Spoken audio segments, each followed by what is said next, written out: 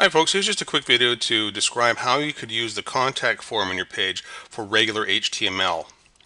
So if we take a look at our contact panel in our web page, we have a form box and we have a Google map. Well, you could actually put any HTML image or video in here. I'll just show you how to get that started, and then what HTML you put in there, that's totally up to you. Keeping in mind you may want to tweak the widths and whatnot, but let's just jump into our editor. I'll show you where to get started. In your contact panel page, what you would want to do is simply remove. See where it says do not edit above this line or below that line?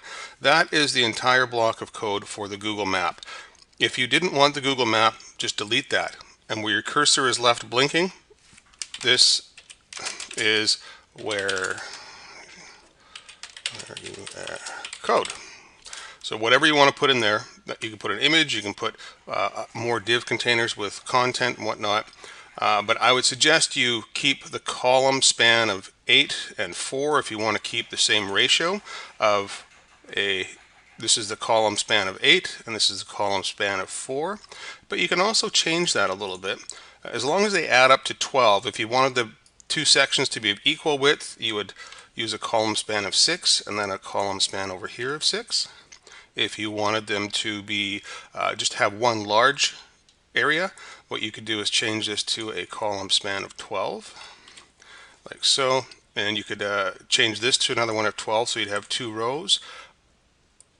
Or you can get rid of this entire span altogether and just have one block area for your HTML.